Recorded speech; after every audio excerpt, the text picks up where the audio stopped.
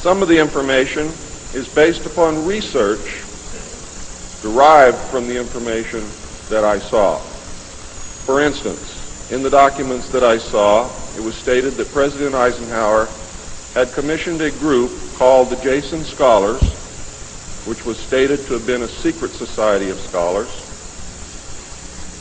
to research the deception, lies, facts, truth, and get at the root and the real truth of the alien question. It also stated that there was a group of 12 men formed by NSC Memo 5410, and that the study group was formed by NSC Memo 5411, and that there was another NSC memo issued to cover the actions of these men and explain the reasons why such prominent men were meeting on a regular basis, and that NSC memo was 5412/1 and 5412/2. 5412/1 was implemented in March of 1955, 5412/2 in November of 1955. Anyone who knows how correspondence, executive orders, and executive memos are written knows that you do not write a memo 5412 in March and then in November tack a second part onto it. The memo was originally really written in 1954. I'm going to go through the whole history. I'm going to have to leave a few things out simply because it's going to be impossible to cover everything in the hour and a half that I have. Before I begin, I would like to read two quotes to you. The first is attributed to Mr. Alistair Cook, who said, quote, "I'll be astounded if this planet is still going 50 years from now. I don't think we will reach 2000. It would be miraculous," unquote. Winston Churchill said, and I quote, "We seem to be moving, drifting, steadily against our will, against the will of every race and every people and every class, towards some hideous catastrophe. Everyone wishes to stop it, but they do not know how." What do you think he was referring to? Ronald Reagan stated on October 18, 1983, in a meeting with Thomas Dine, who is the executive director of the American Israel Public Affairs Committee. And I quote Ronald Reagan, "You know, I turn back to your ancient prophets in the Old Testament and the signs foretelling Armageddon. And I find myself wondering if we're the generation that is going to see that come about. I don't know if you've noted any of those prophecies lately, but believe me, they certainly describe the times we're going through." Now, ladies and gentlemen, during this talk that I'm going to give you, I'm going to explain to you the history of this phenomenon, who the secret government really is, and I will name them by name, beginning group, the study group. I will tell you who they are today. I'm going to tell you what this is all about. I'm going to tell you who's selling drugs to your children, and I'm going to tell you why the United States government is afraid for you to find out what the truth is regarding UFOs.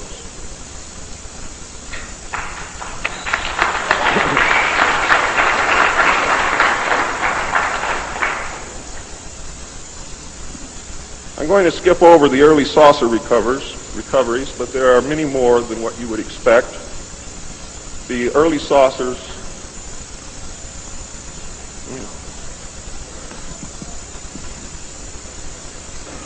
Is this any better?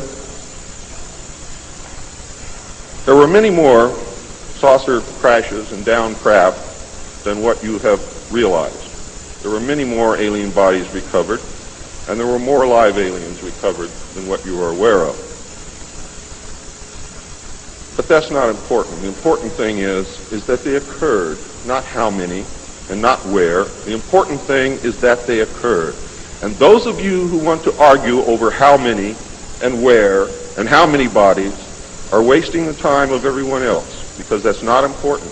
What's important is that they occurred.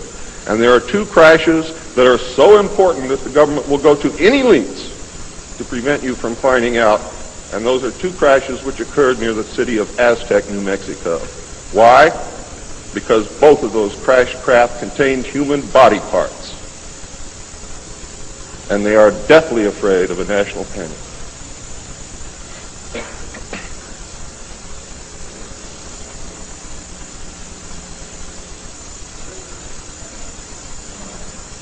Because of this, there was a very, very tight security blanket screwed down tight over all of the alien question. The downed craft, the fact that they were here, the technology that we were recovering. Some craft, strangely enough, were not damaged at all. But we could not recognize anything that we had previously known as mechanical, electrical, hydraulic, or any other thing that we knew of, except eventually we discovered that the craft contained a small reactor approximately the size of a large football or a small basketball, which was said to be a clean reactor, and the craft, this particular craft, used or seemed to use water as fuel. Now, how that all works, I don't know. I am not a nuclear physicist. Thank God. A special group of America's top scientists were organized under the name Project Sign in December of 1947 to study the phenomena. There was no such thing at that time as MJ-12. The whole nasty business was contained within the shroud of secrecy. Project Sign evolved into Project Grudge in December of 1948. A very low-level collection and disinformation project named Blue Book was formed under Grudge. 16 volumes were to come out of Grudge, including the controversial Grudge 13, which I and Bill English saw, read, and revealed to the public. Blue teams were put together to recover the crashed discs and dead or alive aliens. The blue teams were later to evolve into alpha teams under Project Pounce and Project Pluto. During these early years, the United States Air Force and the Central Intelligence Agency exercised complete control over the alien secret. The Air Force was later to be dropped because it was a young service and had no political power and could not overcome the power of the Army and the Navy. In fact, the CIA was formed by presidential executive order, first as a Central Intelligence Group for the express purpose of dealing with the alien presence. Later, the National Security Act was passed, establishing it as the Central Intelligence Agency. The National Security Council was established to oversee the intelligence community and especially the alien endeavor. It was not created specifically to form national policy. In fact, you can say that the National Security Council was the forerunner of MJ-12, and there was another group between MJ-12 and the National Security Council, which is to come later. A series of National Security Council memos and executive orders removed the CIA from the sole task of gathering foreign intelligence and slowly but thoroughly legalized direct action in the form of covert activities at home and abroad. On December 9, 1947, Truman approved issuance of NSC-4, entitled Coordination of Foreign Intelligence Information Measures, at the urging of Secretaries Marshall, Forrestal, Patterson, and the Director of the State Department's Policy Planning Staff, Kennan, who, by the way, were all members of the Council on Foreign Relations. The Foreign and Military Intelligence Book 1, Final Report of the Select Committee to Study Governmental Operations with Respect to Intelligence Activities, United States Senate, 94th Congress, Second Session, Report number 94-755, April 26, 1976, page 49 states, this directive empowered the Secretary of State to coordinate overseas information activities designed to counter communism. A top-secret annex to NSC-4, which was NSC-4 Alpha, or 4A, for those of you who are confused by military terms, instructed the Director of Central Intelligence to undertake covert psychological activities in pursuit of the aims set forth in NSC-4, and secretly was to run a psychological operation against the American public to hide the presence of UFOs. and aliens. The initial authority given the CIA for covert operations under NSC 4A did not establish formal procedures for either coordinating or approving these operations. How many of you understand what I just said to you? Not too many. Let me explain it. What this means, the initial authority given the CIA for covert operations under NSC 4 Alpha did not establish formal procedures for either coordinating or approving these operations. That means they had to answer to no one. It means go do what you got to do. Don't bring any dirt back here because we don't want to see it. Just get the job done. Don't ask anybody. Don't report to anybody. That's exactly what it means. It simply directed the DCI, which is the Director of Central Intelligence, to undertake covert actions and to ensure, through liaison with state and defense, that the resulting operations were consistent with American policy. The only guideline was that it was consistent with American policy. Later, NSC 10-1 and NSC 10-2 were to supersede NSC 4 and NSC 4A, and NSC 10-1 was to establish the Office of Policy Coordination, or the OPC, was chartered to carry out an expanded program of covert activities. It was directly responsible for the alien task projects, and it was the direct forerunner of MJ-12. NSC 10-1 and 10-2 validated illegal and extra-legal practices and procedures as being agreeable to the national security leadership. The reaction, of course, was very swift. In the eyes of the intelligence community, no holes were barred.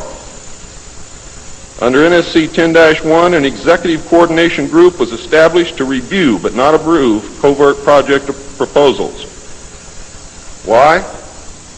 Because if you've ever read or known anything about President Truman, he was a mean little guy, and he didn't believe in trusting everybody else to do the right thing, and he kept the power solidly in his hands. He did not give it to anyone.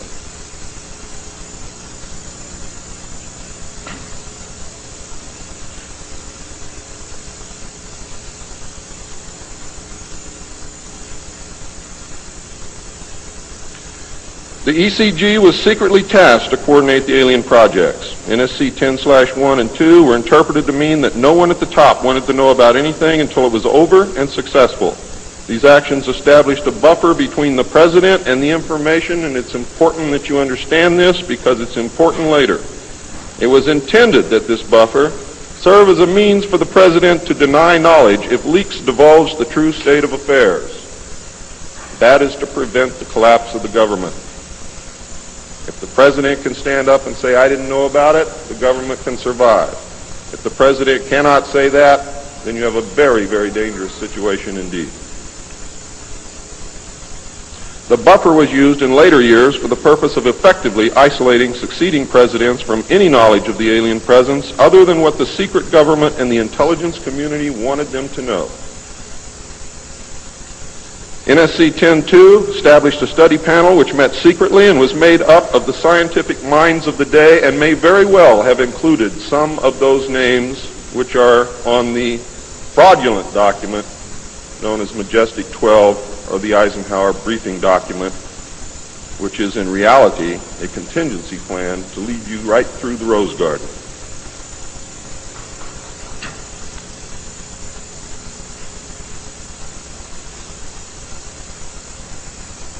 The study panel was not called MJ-12.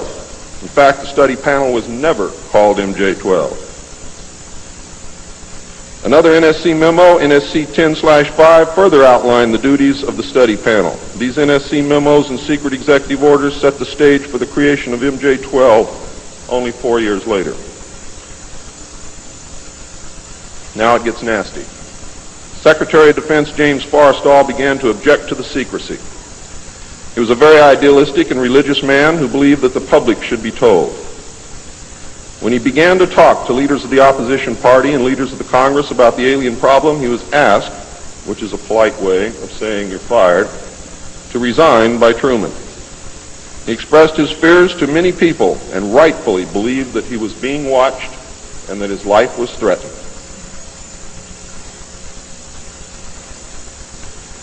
This was interpreted by those who were ignorant of the facts as paranoia, because most people had no knowledge of what was really going on. Forrestal later was said to have suffered a mental breakdown and was admitted, they say, actually, he was committed to Bethesda Naval Hospital against his will. In fact, it was feared that Forrestal would begin to talk again and he had to be isolated, discredited, and shut up. Sometime in the early morning of May 22nd, 1949, agents of the CIA tied a sheet around his neck, fastened the other end to a fixture in his room, and threw James Forrestal out the window. The sheet tore, and he plummeted to his death, and he became one of the first victims of the cover-up. The live alien that had been taken from the 1949 Roswell crash was called EB. It was short for extraterrestrial biological entity, and all aliens are not called EB. EB had a tendency to lie, and for over a year would give only the desired answers to questions asked. Those questions which would have resulted in an undesirable answer went unanswered. At some point during the second year of captivity, he began to open up, and the information derived from EB was startling, to say the least. And this compilation of his revelations became the foundation of what would later be finished, called the Yellow Book. Photographs were taken of EB, which among others, I and Bill English were to view years later in Grudge 13. Why do they keep the aliens in a Faraday-shielded environment? Because they have a tendency to disappear right through walls. And if you can prevent the transmission of electromagnetic energy, you can stop them from doing it.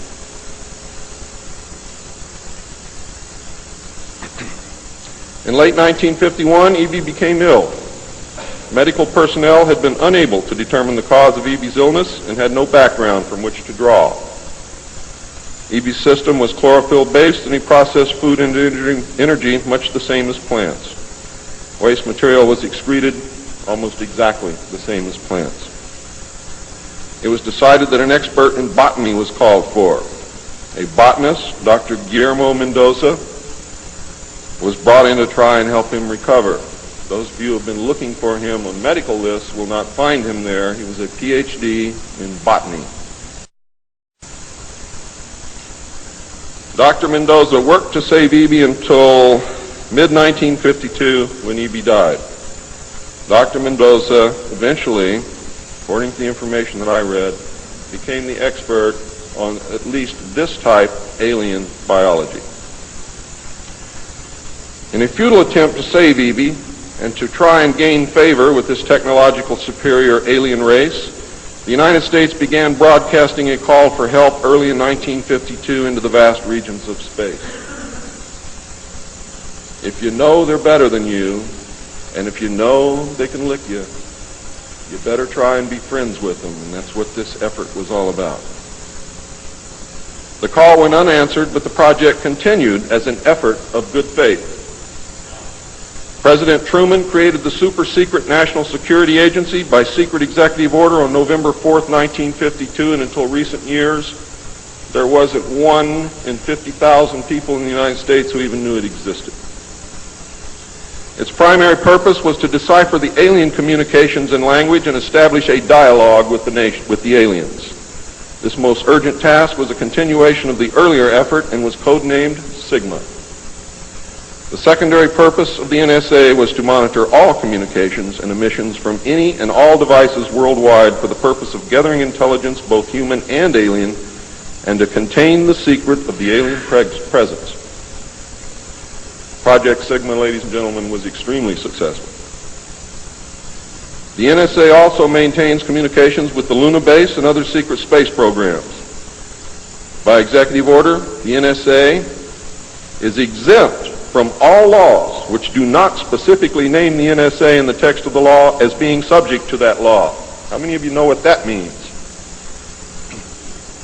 That means we have a completely lawless organization running around the country doing whatever they want to do, answering to no one, and under no law which does not name the National Security Agency in the text of that law as specifically being subject to that law by executive order of the President of the United States.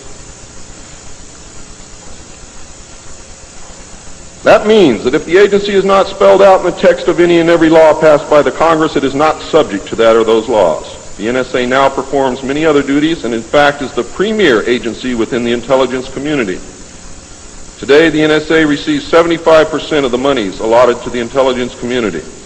And the old sayings, ladies and gentlemen, where the money goes, therein the power resides, is absolutely true.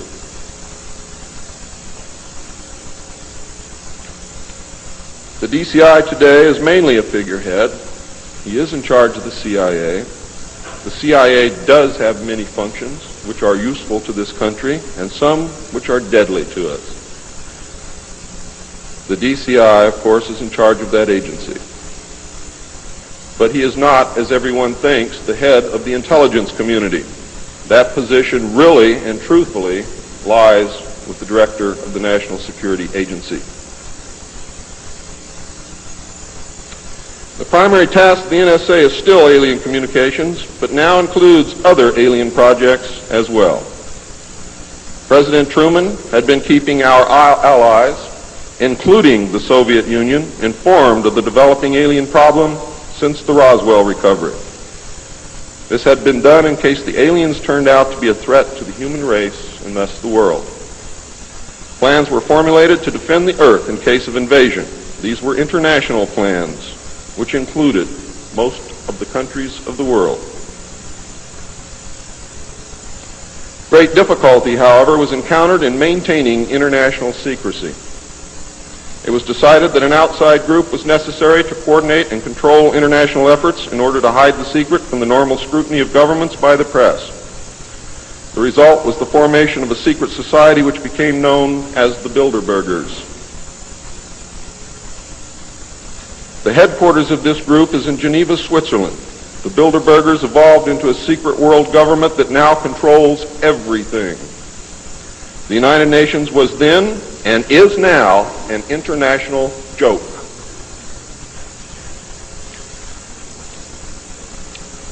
In 1953, a new president occupied the White House. He was a man used to a structured staff organization with a chain of command. His method was to delegate authority and rule by committee. He made major decisions, but only when his advisors were unable to come to consensus, and when he was in the Army, he was known as the diplomat. He was very good at what he did. He was very good at bringing people together, reaching consensus, and getting people to work for him. His normal method was to read through or listen to several alternatives and then approve one. Those who worked closely with him have stated that his favorite comment was, "Just do whatever it takes." Now here's a man very different from President Truman. He spent a lot of time on the golf course. This was not all unusual for a man who had been career Army with the ultimate position of Supreme Allied Commander during the war, a post which carried 5 stars along with it. In fact, he deserved it. This president was General of the Army Dwight David Eisenhower. During his first year in office, 1953, at least 10 more crash disks were recovered, along with 26 dead and 4 live aliens. One of the 4 live aliens died within hours of being removed from the craft. The others died approximately 3 or 4 days later. Of the 10, 4 were found in Arizona, 2 in Texas, 1 in New Mexico, 1 in Louisiana, 1 in Montana, and 1 in South Africa. There were hundreds of sightings. Why were so many craft crashing? Because the government was scared. And when they found out that the radar was downing the craft, they started aiming the radar at the craft with lock-on radar and pumped the juice through. And they brought as many down as they could.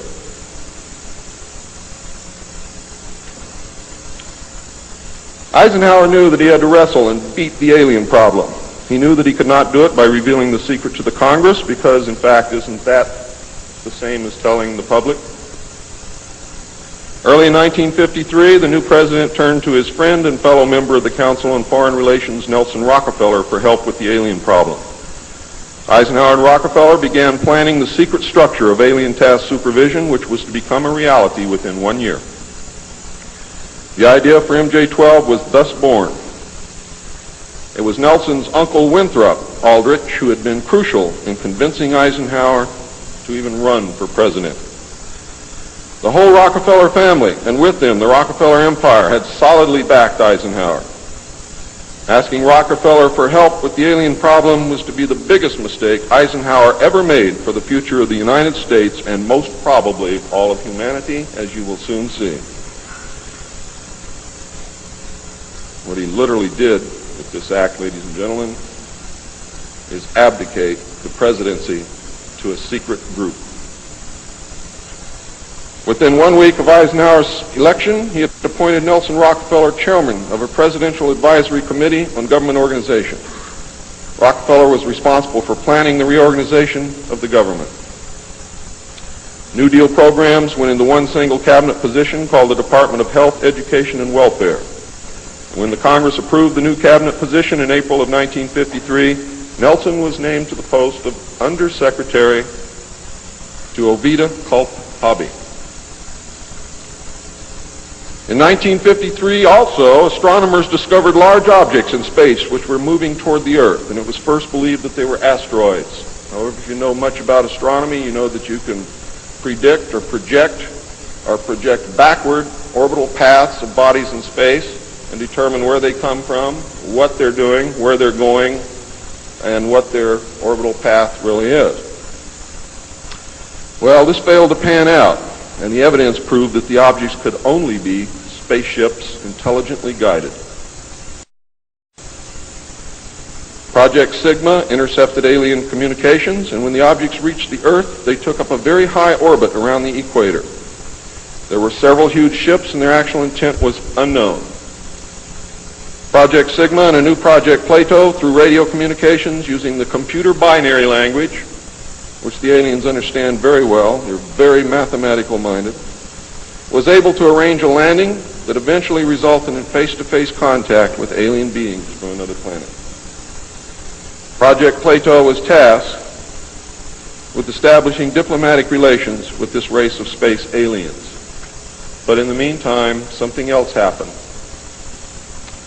In the meantime, a race of human-looking aliens contacted the United States government. Where this happened, I do not know. I wish that I did. This alien group warned us against the aliens that were orbiting the equator and offered to help us with our spiritual development. They demanded that we dismantle and destroy our nuclear weapons as the major condition. They refused to exchange technology, citing that we were spiritually unable to handle the technology which we then possessed, and has not that been true throughout our history? They believed that we would use any new technology to destroy each other, as we always have. This race stated that we were on a path of self-destruction, and we must stop killing each other, stop polluting the earth, stop raping the earth's natural resources, and learn to live in harmony with each other and with nature. These terms were met with extreme suspicion, especially the major condition of nuclear armament, disarmament, and I have to say that I could not blame them in the face of so many uncertainties and so many alien surprises staring them directly in the face. It was believed that meeting that condition would leave us helpless in the face of an obvious alien threat. We also had nothing in history to help with the decision. Nuclear disarmament was not considered to be within the best interests of the United States, and the overtures were rejected. Later in 1954, the race of large-nosed gray aliens which had been orbiting the Earth landed at Holloman Air Force Base. It happened in 1954, ladies and gentlemen. If you take everything that Bob Ebenegger has ever said and subtract 10 years from it, you will be right on the money. A basic agreement was reached. An alien named Krill was left as a pledge that they would return and formalize the agreement. In effect, he was a hostage. This race identified themselves as originating from a planet around a red star in the constellation of Orion, which we call Betelgeuse. I believe that that's a lie. They lie a lot, and they deceive a lot, and it is evident through every action that they've ever done with us The truth is, ladies and gentlemen, these creatures might be from Mars, really. They claim that they are from a planet which revolves around the red star, which we call Betelgeuse. They stated that their planet was dying and that at some unknown future time they would no longer be able to survive there. This led to a second landing at Edwards Air Force Base. The historical event had been planned in advance and details of the treaty had already been agreed upon. Eisenhower arranged to be in Palm Springs on vacation. On the appointed day, the president was spirited away to the base, and the excuse was given to the press that he was visiting the dentist for a toothache. President Eisenhower met with the aliens, and a formal treaty between the alien nation and the United States of America was signed. We then received our first alien ambassador from outer space. His name and title, and I know it sounds ridiculous, but it's absolutely true. His name and title was His Omnipotent Highness Krill, pronounced Krill, spelled K-R-L-L-L or C-R-L-L-L. In the American tradition of disdain for royal titles, he was secretly called Original Hostage Krill, or O-H Krill, so that Americans would not have to say, Your Omnipotent Highness.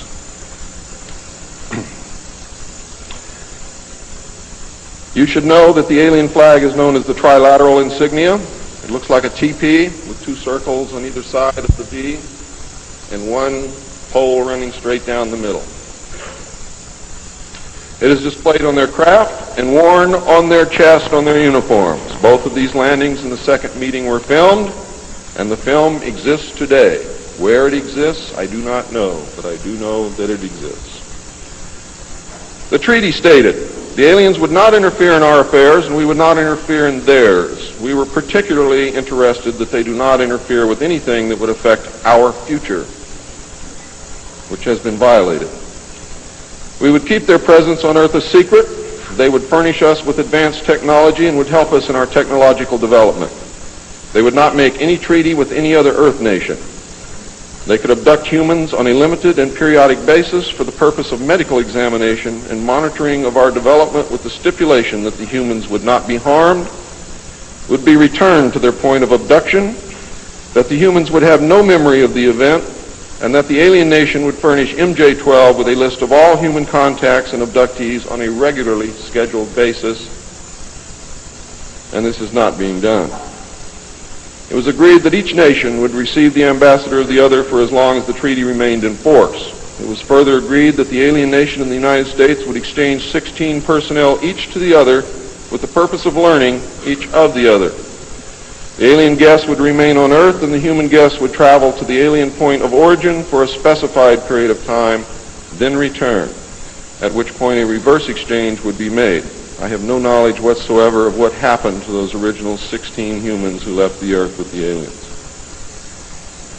It was also agreed that bases would be constructed underground for the use of the alien nation, and that 2 bases would be constructed for the joint use of the alien nation and the United States government. The base at Dulce is one. The base at S4 in the area known as Area 51 or Dreamland is the second. Exchange of technology would take place in the jointly occupied bases. These alien bases would be constructed under Indian reservations in the 4 corners of Utah, Colorado, New Mexico, and Arizona, and one would be constructed in Nevada in the area known as S4, located approximately 7 miles south of the western border of Area 51, otherwise known as Dreamland. All alien areas are under complete control of the Naval Department, and all personnel who work in these complexes receive their checks from the Navy. Construction of the bases began immediately, but progress was slow until large amounts of money were made available in 1957, and in the meantime work continued on the Yellow Book with the information derived from the guests.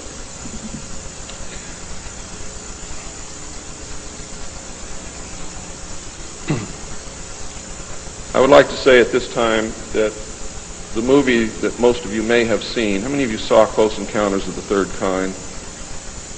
That movie was absolutely true. Those events did take place.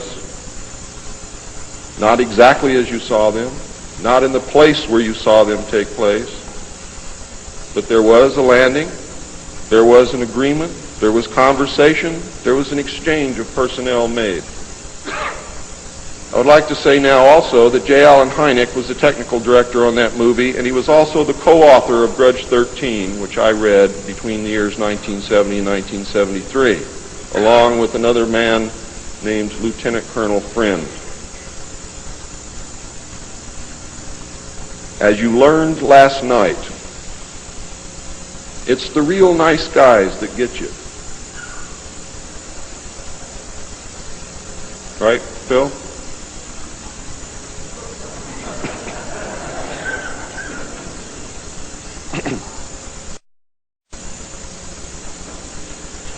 Project Red Light was formed, and experimentation and test flying alien craft was begun in earnest. As I told you earlier, many of the craft we recovered were intact, appeared to have no damage whatsoever. One craft actually exploded over the test site during testing sometime in the early 60s. I'm not sure what the exact date is, but the explosion is said to have been seen over 3 states. Project Red Light, according to the information that I have, was postponed at that time because they had no idea what had happened or why the craft had exploded, but they lost the pilots, and the project went on hold. A super top-secret facility was built at Groom Lake in Nevada in the midst of the weapons test range. It was codenamed Dreamland. Until this area was built, testing was done at the Tonopah test range, and that's why some of you have conflicting information. The installation was placed under the Department of the Navy, and clearance of all personnel required a Q clearance as well as executive, which means presidential or majestic approval.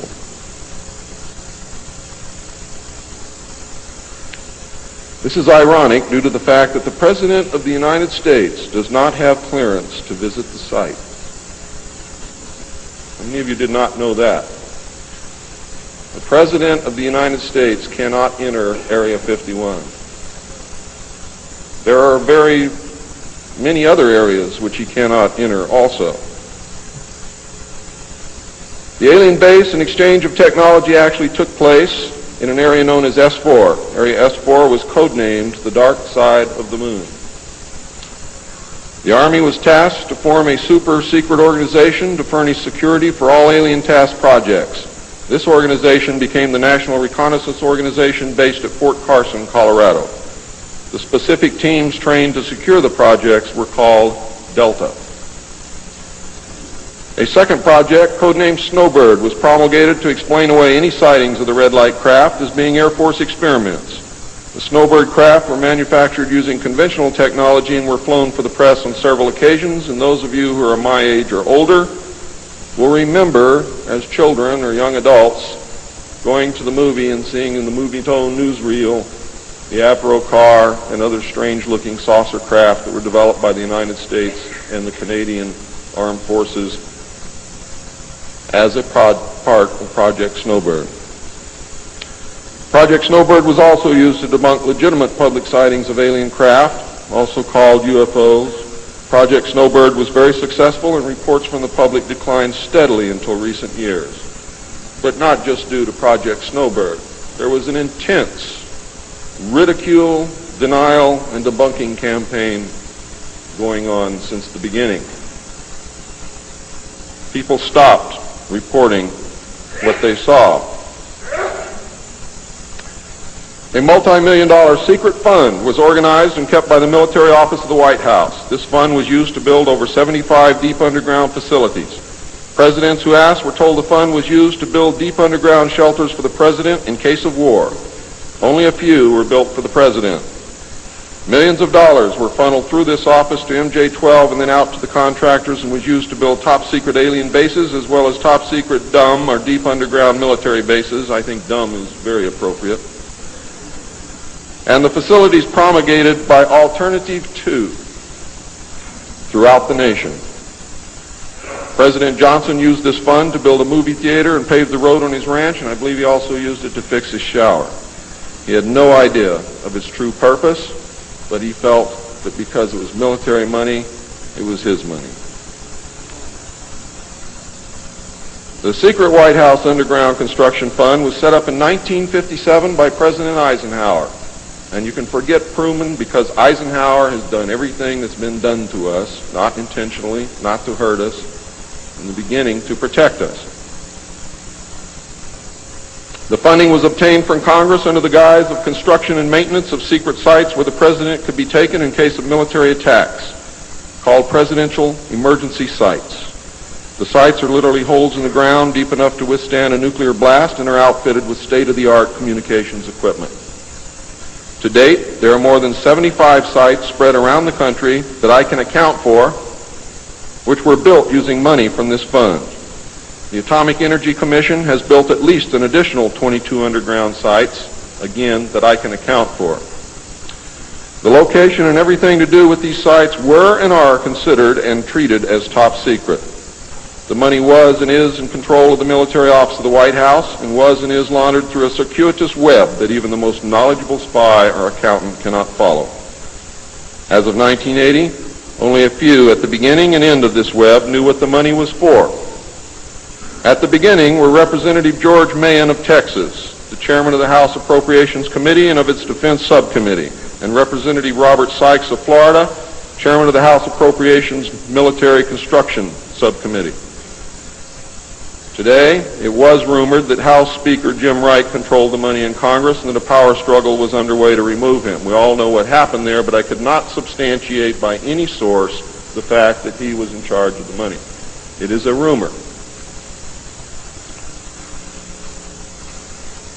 At the end of the line were the President, MJ-12, the Director of the Military Office, and a commander at the Washington Navy Shipyard.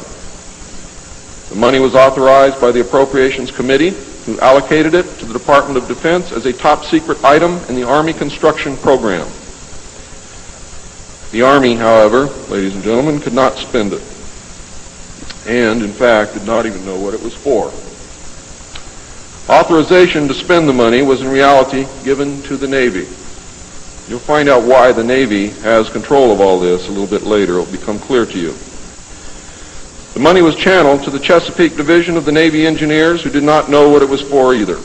Not even the commanding officer, who was an admiral, knew what the fund was to be used for. Only one man, a Navy commander, who was assigned to the Chesapeake Division, but in reality was responsible only to the military office of the White House, knew of the actual purpose, amount, and ultimate destination of the top-secret fund. The total secrecy surrounding the fund that meant that almost every trace of it could be made to disappear by the very few people who controlled it. There has never been, and most probably never will, be an audit of this secret money. Large amounts of this money were transferred from the top secret fund to a location at Palm Beach, Florida that belongs to the Coast Guard called Peanut Island. The island is adjacent to property which was owned by Joseph Kennedy. The money was said to have been used for landscaping and general beautification. The money did not begin to be transferred to Peanut Island until shortly after Kennedy's assassination. Some time ago, a TV news special on the Kennedy assassination told of a Coast Guard officer transferring money in a briefcase to a Kennedy employee across this property line. It was on television. Could this have been a secret payment to the Kennedy family for the loss of their son, John F. Kennedy? I think it was, but I can't prove it. The payments continued through the year 1967 and then stopped. The total amount transferred is unknown and the actual use of the money is unknown. Meanwhile, back at the ranch, Nelson Rockefeller changed positions again. He had been in sort of a holding position until the time was right, and now the time was right. This time he was to take C.D. Jackson's old position, which had been called the Special Assistant for Psychological Strategy. With Nelson's appointment, the name was changed to the Special Assistant for Cold War Strategy. This position would evolve over the years into the same position Henry Kissinger was ultimately to hold under President Nixon. Officially, he was to give advice and assistance in the development of increased understanding and cooperation among all peoples. Sounds very nice and innocent, doesn't it? The official description, of course, was a smokescreen. For secretly, he was the presidential coordinator for the intelligence community. In his new post, Rockefeller reported directly and only to the president. He attended meetings of the Cabinet, the Council on Foreign Economic Policy, and the National Security Council, which was the highest policy-making body in the government. Nelson Rockefeller was also given a second important job as the head of the secret unit called the Planning Coordination Group, which was formed under NSC 5412/1 in March of 1955. However, the memo was written in 1954 at the same time that NSC 5410 and NSC 5411 were written. It was not used until it was needed. The group consisted of different ad hoc members depending upon the subject on the agenda. The basic members were Rockefeller, a representative of the Department of Defense, a representative of the Department of State, and the Director of Central Intelligence. It was soon called the 5412 Committee or the Special Group. NSC 5412/1 established the rule, for the first time, established the rule that covert operations were subject to approval by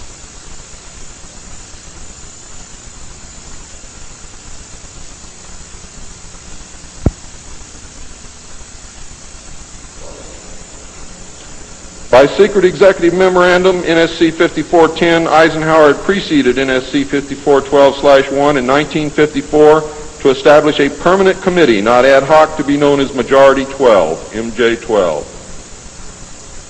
to oversee and conduct all covert activities concerned with the alien question. NSC 5412/1 was created to explain the purpose of these meetings when Congress and the press became curious as to why such important and prominent men were meeting on a regular basis. Majority 12 was made up of Nelson Rockefeller, the Director of Central Intelligence, Allen Welsh Dulles, the Secretary of State, John Foster Dulles, the Secretary of Defense, Charles E. Wilson, the Chairman of the Joint Chiefs of Staff, Admiral Arthur W. Radford, and that's why the Navy got everything, because the first Chairman of the Joint Chiefs of Staff who served on MJ-12 was Navy. If it had been an Army general, the Army would have had it. The Director of the Federal Bureau of Investigation, J. Edgar Hoover, and that should answer a lot of questions for you, and 6 men from the Executive Committee of the Council on Foreign Relations known as the Wise Men.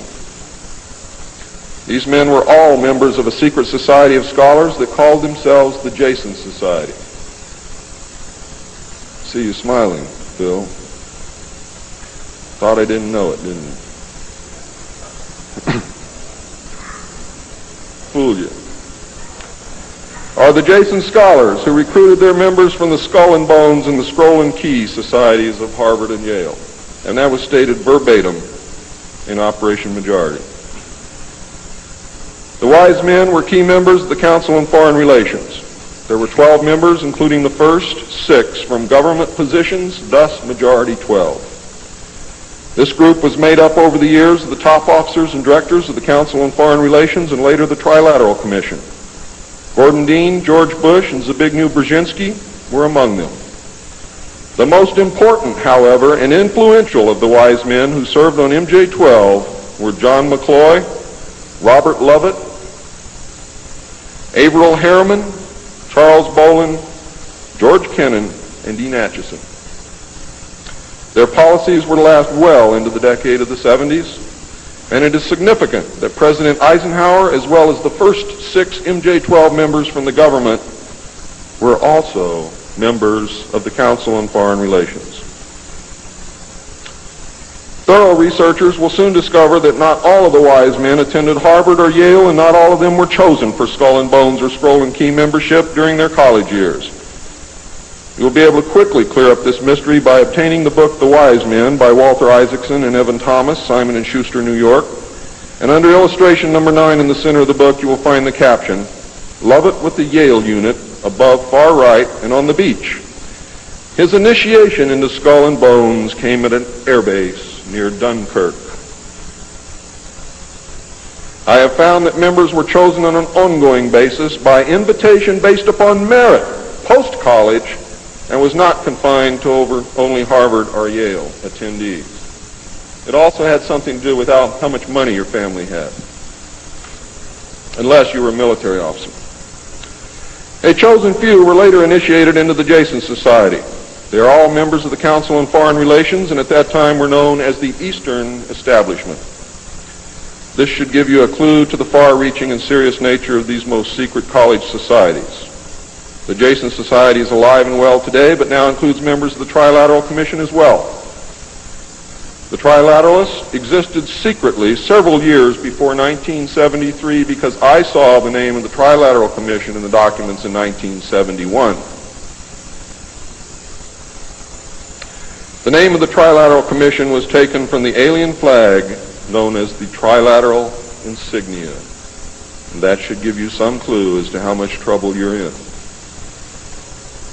Majority 12 was to survive right up to the present day. Under Eisenhower and Kennedy, it was erroneously called the 5412 Committee, or more correctly, the Special Group. In the Johnson administration, it became the 303 Committee, named after the room that they met in at the White House when they met at the White House. Because the name 5412 had been compromised in the book The Secret Government. Actually, it was not compromised. It was intentionally leaked to explain the purpose of the meeting of these men so that no one would go looking for NSC 5410 and NSC 5411. And I wish you all luck. I hope that you're able to dig it out.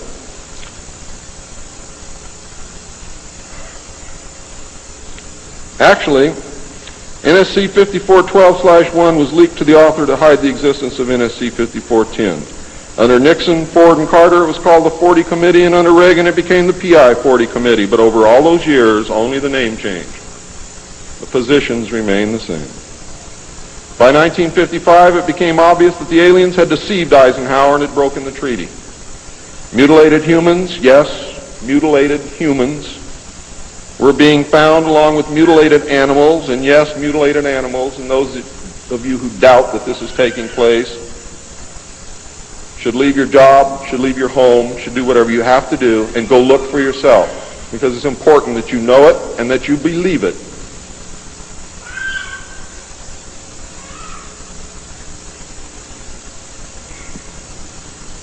These things were being found all across the United States. It was suspected that the aliens were not submitting a complete list of human contacts and abductees to MJ-12, and it was suspected that not all abductees had been returned, and this has been verified. The Soviet Union was suspected of interacting with them, and this proved also to be true. It was learned that the aliens had been and were then manipulating masses of people through secret societies, witchcraft, magic, the occult, and religion. After several Air Force combat air engagements with alien craft, it also became apparent that our weapons were no match against theirs. In November of 1955, NSC 5412/2 was issued, establishing a study committee to explore all factors which are involved in the making and implementing of foreign policy in the nuclear age. This, again, was only a blanket of snow that covered the real subject of study, which was the alien question. For, in fact, 5412/2 had, as I told you earlier, been written in 1954, when NSC 5410 and 5411 was written, and 5411, by secret executive memorandum in 1954, the study group was commissioned to examine all the facts, evidence, lies, and deception and discover the truth of the alien question. NSC 54/2 was only a cover that had become necessary when the press began inquiring as to the purpose of regular meetings of such important men. When the press asked Gordon Dean, somewhere near the end of 1954, why they were meeting and what they were studying, Gordon Dean says, "As of yet, we have no direction, but we're working on it." It then became necessary to find a direction and find a reason for these meetings, and that's exactly what they did. The first meetings began in 1954 and were called the Quantico meetings because they met at the Quantico Marine Base. See, one thing I knew, ladies and gentlemen, I know who they are. I know what they were called. All I had to do was find out who belonged to those names. And it's impossible to hold meetings of 36 prominent men secret over such a long period of time. The study actually lasted 3 years, not forever. It was a 3-year study, period.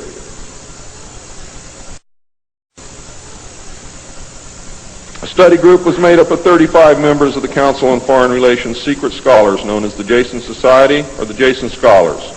Dr. Edward Teller was invited to participate. Dr. Zbigniew Brzezinski was the study director for the first 18 months.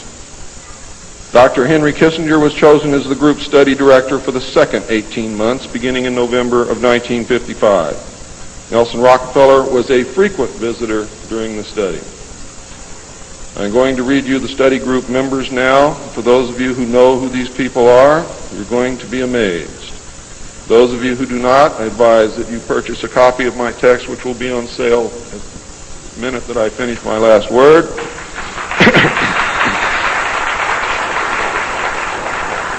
And research everything that I'm telling you, and your own research will tell you that I am telling you the truth, and I don't have to do that. You see, I'm a witness. I'm not a ufologist, and I'm not by profession a researcher. I'm doing this because I want the Constitution put back where it belongs.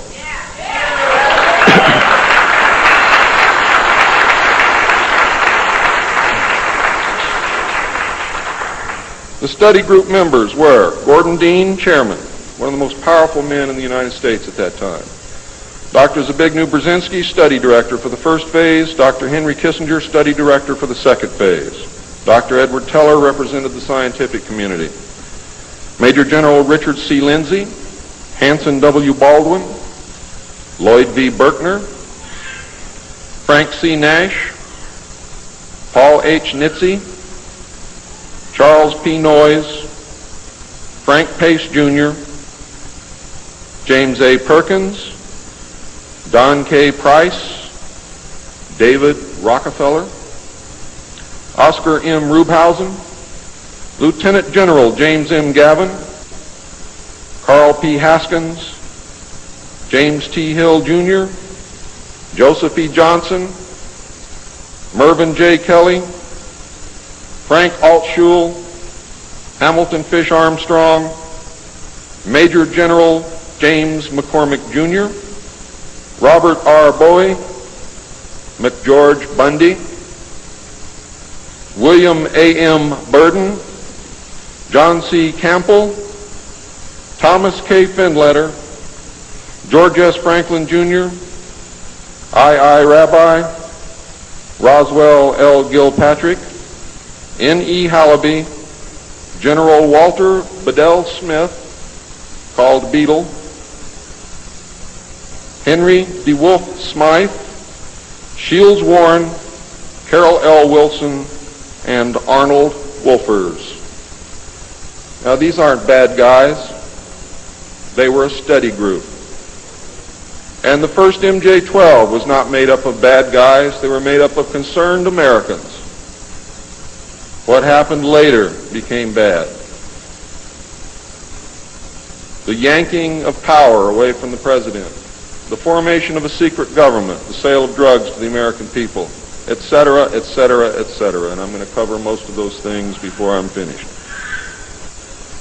It's about time. The second phase meetings were also held at the Marine base at Quantico, Virginia, and the group became known as Quantico II. Nelson Rockefeller built a retreat somewhere in Maryland, which could only be reached by air for MJ-12 and the study committee, so that they could meet away from public scrutiny. He donated the land, he built the facilities. Say hello for me, Phil.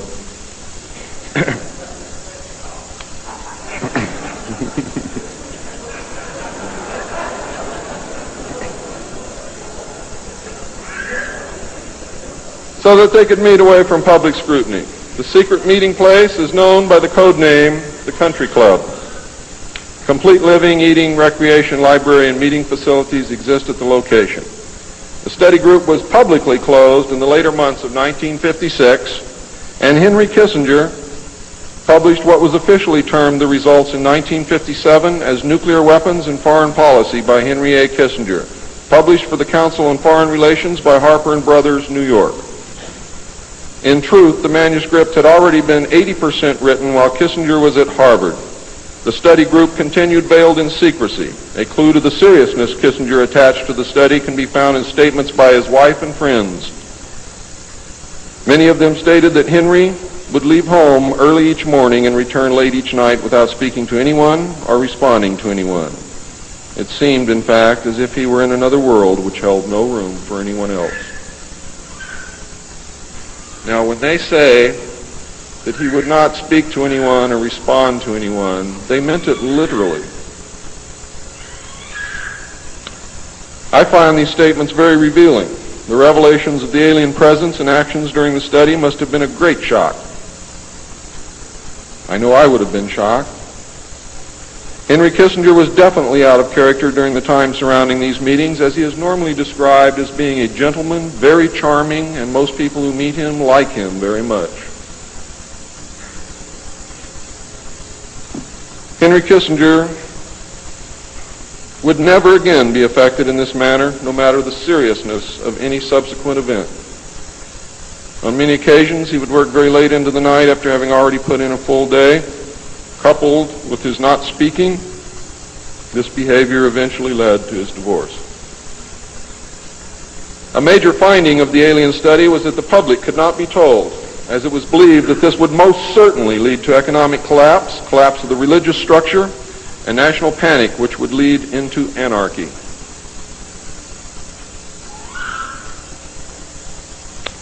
Secrecy thus continued.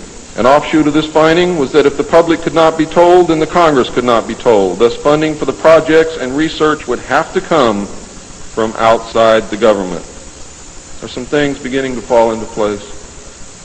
Without aliens, you cannot make sense of anything else that's been happening for the 44 years. You put the aliens in the middle of this stuff and you've got all the answers, every one of them. In the meantime, money was to be obtained from the military budget and from CIA confidential non-appropriated funds. Another major finding was the aliens were using humans and animals for a source of glandular secretions, enzymes, hormonal secretions, blood, and in horrible genetic experiments. The aliens explained these actions as necessary to their survival. What I'm going to tell you now is very sad if it's true, because I am unable to weed through the lies and deception and really find the truth. All I know is what they told us. They stated that their genetic structure had deteriorated and that they were no longer able to reproduce. They stated that if they were unable to improve their genetic structure, their race would soon cease to exist. We looked upon their explanations with extreme suspicion. Since our weapons were literally useless against the aliens, MJ-12 decided to continue friendly diplomatic relations with them until such time as we were able to develop a technology which would then enable us to challenge them on a military basis. Overtures would have to be made to the Soviet Union and other nations to join forces for the survival of humanity. In the meantime, plans were developed to research and construct two weapon systems using conventional and nuclear technology, which would hopefully bring us to parity. The results of the research were projects Joshua and Excalibur. Joshua was a weapon captured from the Germans, which at that time was capable of shattering 4-inch thick armor plate at a range of 2 miles using low-frequency aimed sound waves.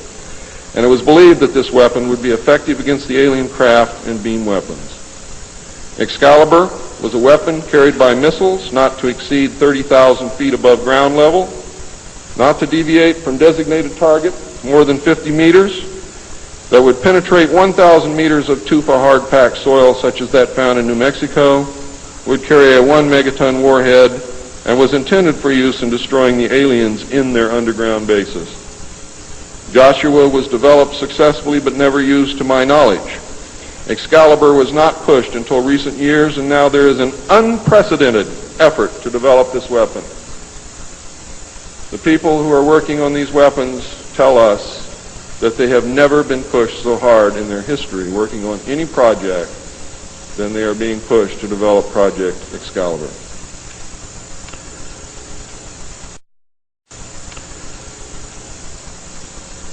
Now, what I'm going to read you next may upset some of you, but it's absolutely true. The events at Fatima in the early part of the century were scrutinized. On suspicion that it was alien manipulation, an intelligence operation was put into motion to penetrate the secrecy surrounding the event. The United States utilized its Vatican moles that had been recruited and nurtured during World War II and soon obtained the entire Vatican study, which included the prophecy. And I don't care what you've ever read before, you have not read the true prophecy. This prophecy stated that if man did not turn from evil and place himself at the feet of Christ, the planet would self-destruct and the events described in the book of Revelations would indeed come to pass. It stated that a child would be born who would unite the world with a plan for world peace and a false religion beginning in 1992. By 1995, the people would discern that he was evil and was indeed the Antichrist. World War III would begin in the Middle East in 1995 with an invasion of Israel by a united Arab nation using conventional weapons, which would culminate in a nuclear holocaust in the year 1999. Between 1999 and 2003, most of the life on this planet would suffer horribly and die as a result. The return of Christ would occur in the year 2011. Is this true? I don't know. I know that it was decided by the United States government that this was indeed an alien event, and I believe that this is more deception which is being heaped upon us. So don't go out of here thinking that the world is going to end tomorrow because of this. It might because of something else, and I'm going to talk about that, but not because of this.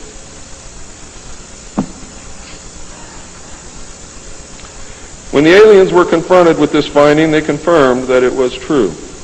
The aliens explained that they had created us through hybridization and had manipulated the human race through religion, Satanism, witchcraft, magic, the occult, secret societies, etc. They further explained that they were capable of time travel and the events would indeed come to pass.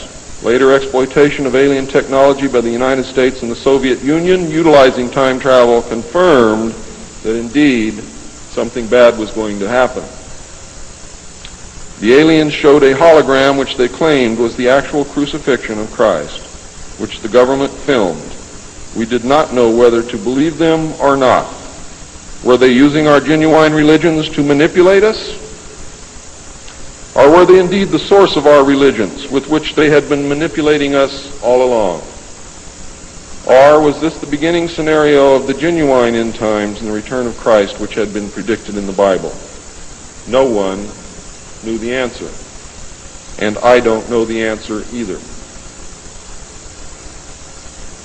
A symposium was held in 1957 which was attended by some of the great scientific minds then living. It was held in Huntsville, Alabama.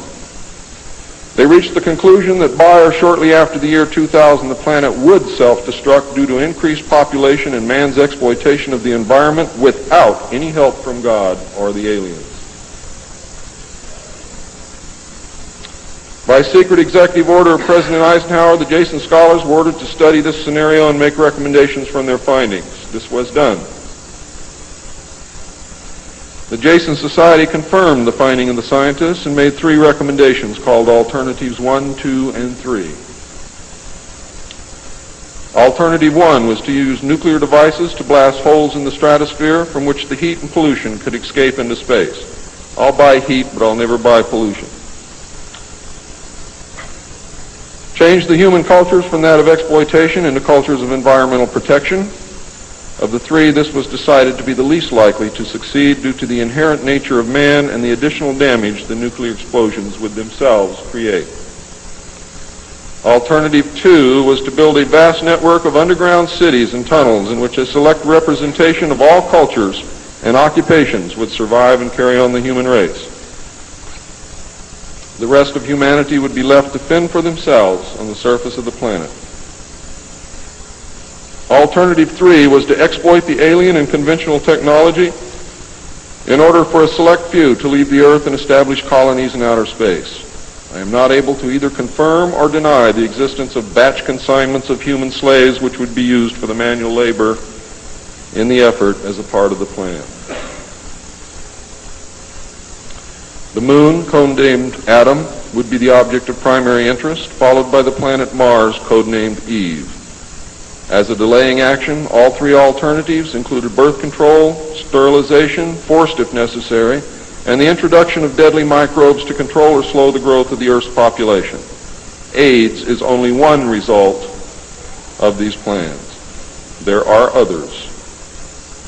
It was decided, since the population must be reduced and controlled, that it would be in the best interest of the human race to rid ourselves of the undesirable elements of our society. The joint U.S. and Soviet leadership dismissed Alternative 1 but ordered work to begin on Alternative 2 and 3 virtually at the same time. Those of you in the state of Washington who report hearing machinery underground are probably correct. In 1959, the RAND Corporation hosted a deep underground construction symposium. I have a copy of this symposium report, which I'm not supposed to have. Nevertheless, I have it, approximately this thick. In the symposium report, machines are pictured and described which could bore a tunnel 45 feet in diameter at the rate of 5 feet per hour in 1959. Just think what they can do now. It also displays pictures of huge tunnels and underground vaults containing what appear to be complex facilities and possibly even cities. It appears that the previous 5 years of all-out underground construction had made very significant progress by that time. The ruling powers decided that one means of funding the alien-connected and other black projects was to corner the illegal drug market.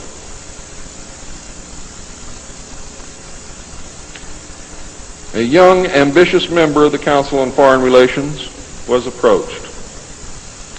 His name is George Bush, who at the time was the president and CEO of Zapata Oil based in Texas. Zapata Oil was experimenting with the new technology of offshore drilling. It was correctly thought that the drugs could be shipped from South America to the offshore platforms by fishing boat, where it would then be taken to shore by the normal transportation used for supplies and personnel. By this method, no customs or law enforcement agency would subject the cargo to search. George Bush agreed to help and organize the operation in conjunction with the CIA. The plan worked better than anyone had thought and has since expanded worldwide, and there are now many other methods of bringing the illegal drugs into the country. But it must always be remembered that George Bush began the sale of drugs to our children. Now, if you think I'm crazy, get off your butt and start digging, because you will find out that it's absolutely true. The CIA now controls all the world's illegal drug markets.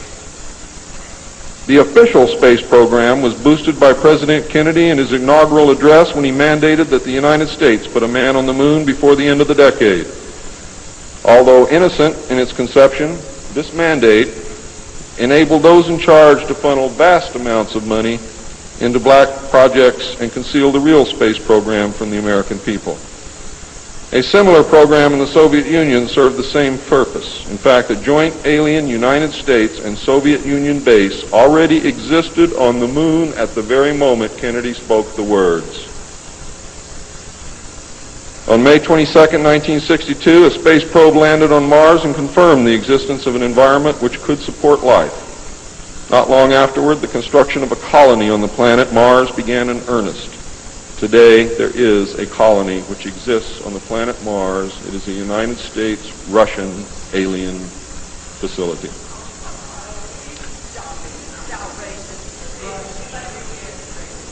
If you believe it's outrageous, stick around a few years.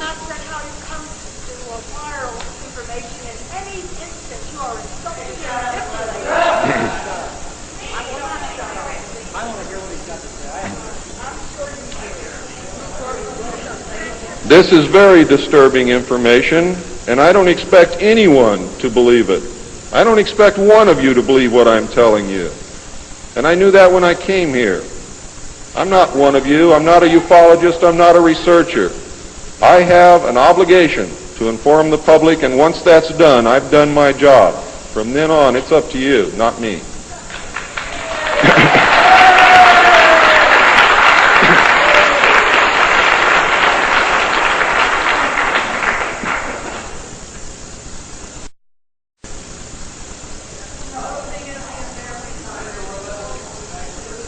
This colony exists on Mars, populated by specially select people from different cultures and occupations taken from all over the earth.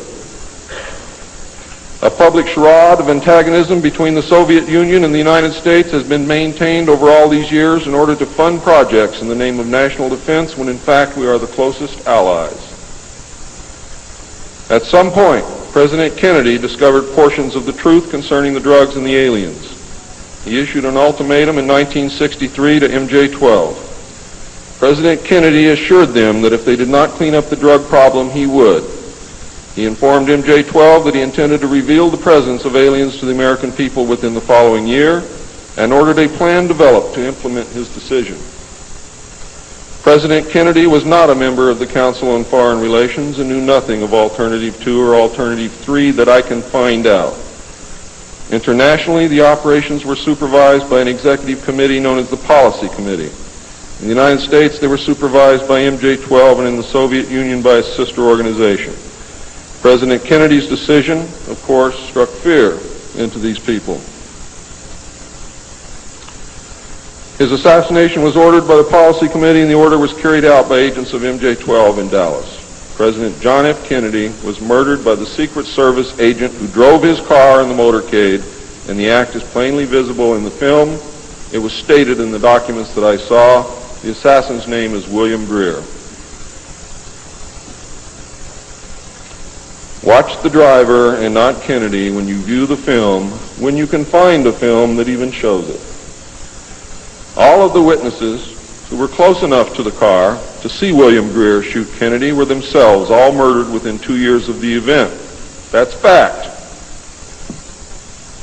The Warren Commission was a farce, and Council on Foreign Relations members made up the majority of its panel. They succeeded in snowing the American people, and they hid the truth. And many other patriots who have attempted to reveal the alien secret have also been murdered throughout the intervening years. And that is why I've been so careful about the information that I released, because it was so important that I get here today to be able to tell you the truth, and what happens after me, after today, is of no consequence whatsoever.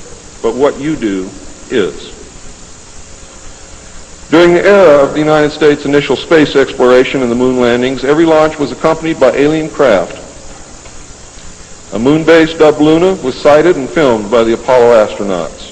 Domes, spires, tall round structures which look like silos, huge T-shaped mining vehicles which left stitch-like tracks in the lunar surface, and extremely large as well as small alien craft appear in the photographs.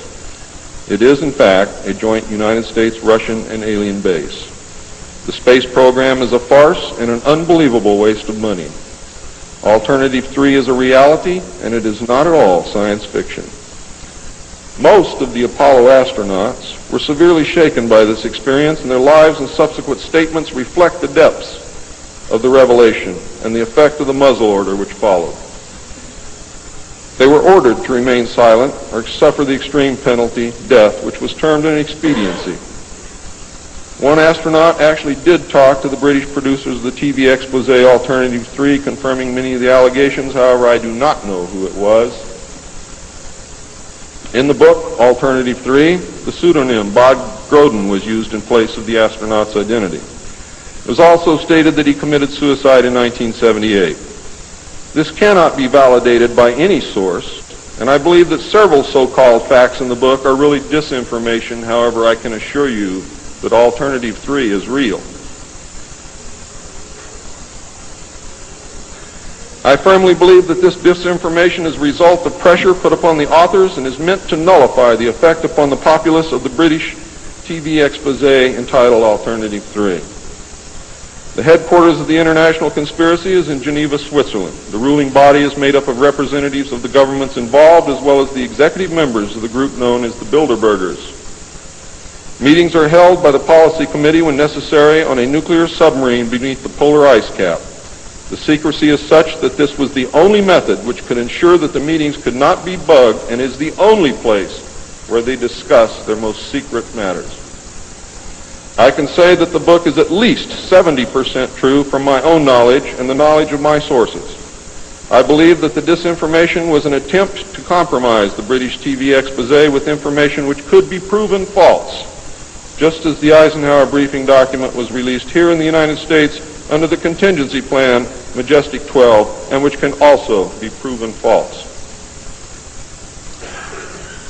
Since our interaction with the aliens began, we have come into possession of technology beyond our wildest dreams. A craft named Aurora exists at Area 51, which makes regular trips into space. It is a one-stage ship called a TAV, or Trans-Atmospheric Vehicle. And it can take off from the ground using a 7-mile runway, go into high orbit, return on its own power, and land on the same runway. We currently have and fly atomic-powered alien craft at Area S4 in Nevada. Our pilots have made interplanetary voyages in these craft and have been to the Moon, Mars, and other planets aboard these craft. There is a group of pilots at the base who wear a patch, which has a little alien peeking over the bottom. It has, I think, 3 or 4 letters at the top. I forget what they are, but John Lear knows what they are.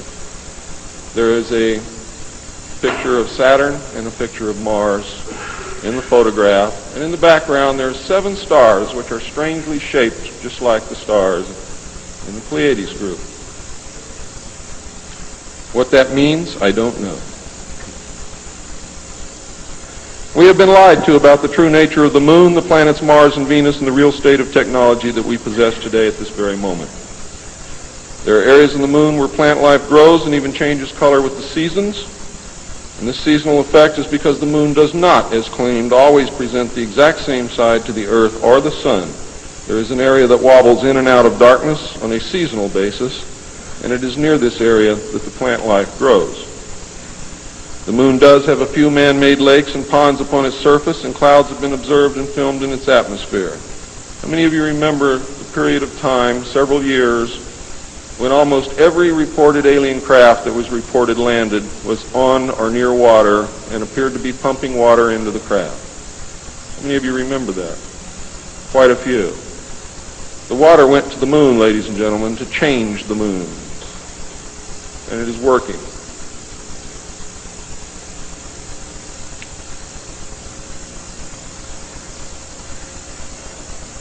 It possesses a gravitational field, and man can walk upon its surface without a spacesuit, breathing from an oxygen bottle after undergoing decompression the same as any deep-sea diver. Ladies and gentlemen, if you can come from 1,200 feet underwater to the surface through decompression, you can go from the surface to 1 atmosphere of vacuum. See, vacuum does not cause a problem for the human body. It's the inert gas that's dissolved in your tissues and in your bones and in the fluids in your body that causes you the problem. If this is decompressed properly, you will have no problem. All you need is a very small amount of oxygen, a very small pressure to breathe. You will suffer no harm, except for one thing, that oxygen becomes toxic after breathing it over a long period of time. Therefore, excursions would have to be of a minimal time length. Other than that, there is no reason why you or anyone else cannot walk on the surface of the Moon or in space in a vacuum without a spacesuit. How do I know? I used to be one of the world's experts on deep-sea mixed gas breathing mixtures for divers and on deep saturation diving. When I was the head of the department of the Mixed Gas Deep Saturation Diving Division of the College of Oceaneering. And I can tell you now, it's much easier to decompress to a vacuum and walk on the surface of the Moon than it is to bring a man up from 600 feet.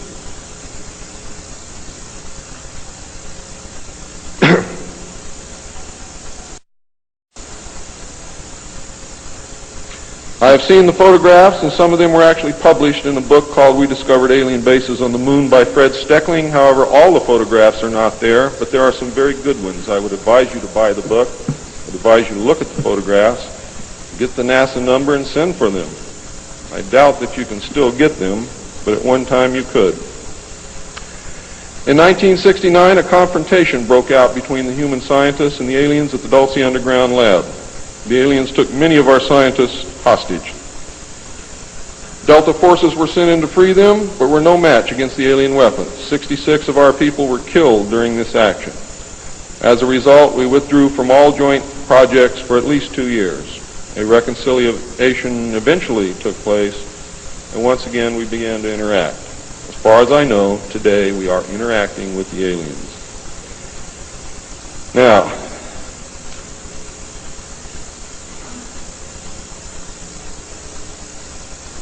I'm gone past my limit. I'm not going to infringe upon the other speakers. The text of my speech will be on sale outside. I only have one message to give you. I don't care what you think of me. I don't care what you call me. I do care what you do with this information because it is important to our survival as a species. It's important to our planet. It is important for the world. What happens to me is of no consequence, and I knew that when I started this. And over the last 17 years, I knew that someday I was going to have to get up and say this, whether I wanted to or not, whether I was afraid or not. Now I am here, and now it is done. And I feel an overwhelming relief. You now have the information. You can laugh at it. You can throw it in the trash can. You can burn my house down if you want to. But I am telling you right now, your future, your children's future, your grandchildren's future depends upon what you do with this information. Your own government is selling your children drugs, and you don't seem to care. Your own government has given away the power of the people, and you don't seem to care. There is an apathy that is running rampant in this country that is deadly, whether or not there are aliens.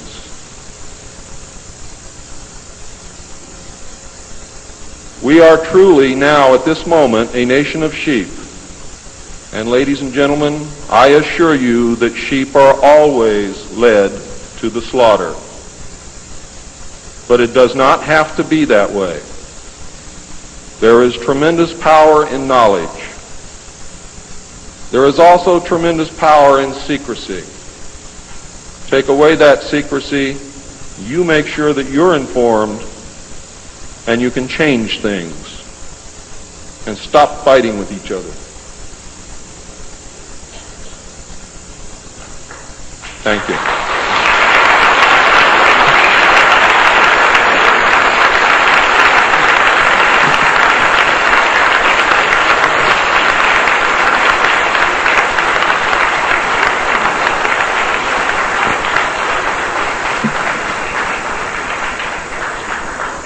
This time, ladies and gentlemen, I think a 5-minute break is in order. What do you think, John? It's been a long time. Please keep it to 5 minutes because we really are very limited on time. I'm going to step off the left now.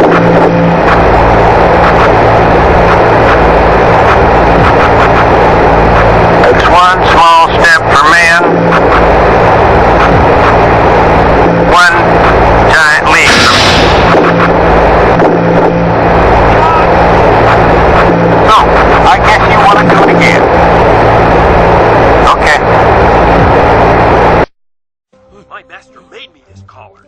He is a good and smart master, and he made me this collar so that I may talk. Squirrel! My master is good at